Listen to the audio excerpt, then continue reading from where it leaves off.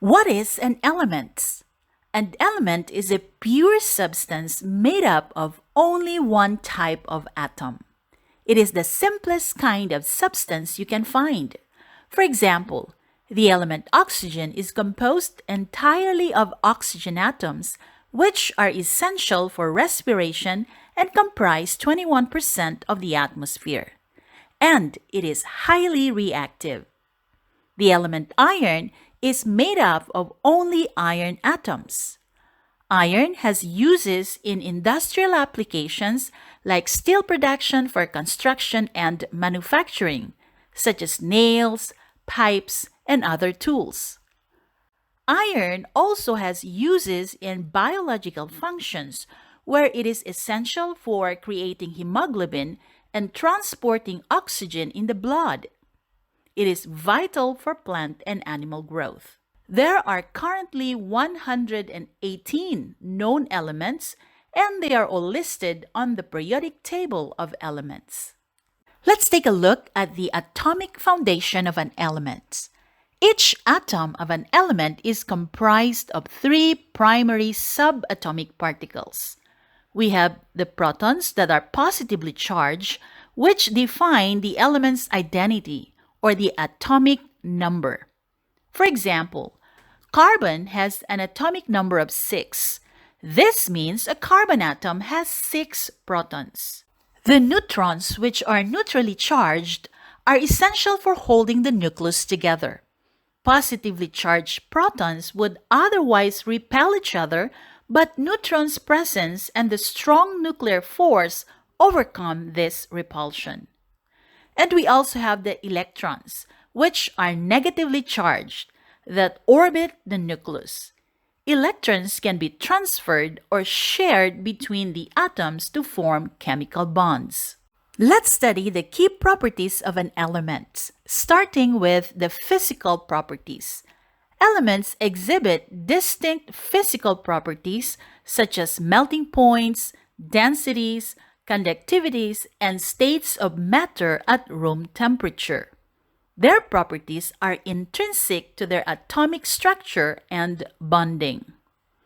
Elements also have chemical properties that describe how an element interacts with other substances, including its reactivity, oxidation states, and tendency to form bonds.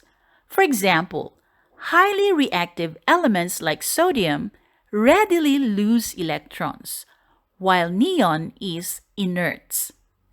Elements also have their periodic trends.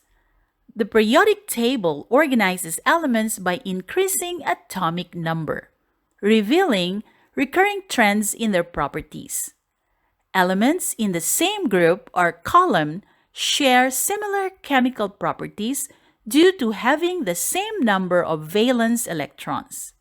Valence electrons are the electrons in the outermost shell of an atom that are involved in forming chemical bonds.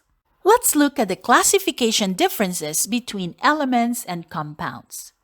Elements can be classified based on metallic character, which helps predict chemical reactivity and bonding patterns in compounds.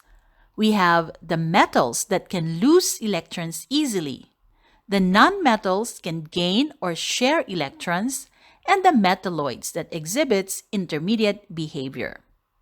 Metals are shiny, conductive, malleable elements such as copper, aluminum, and gold.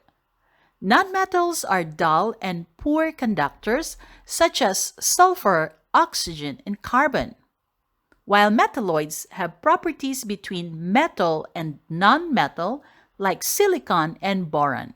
Let's look at the differences in composition and structure of elements versus compounds. Elements contain only one type of atom. The chemical and physical properties directly reflect the characteristics of that single atom type. They have uniform atomic structure and cannot be simplified further.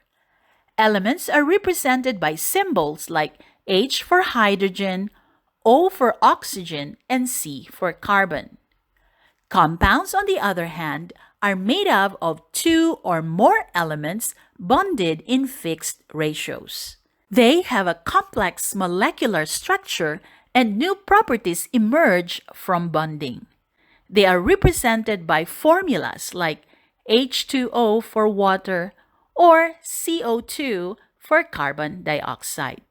So, in short, elements are like the alphabet of chemistry, and compounds are like the words we build from those letters.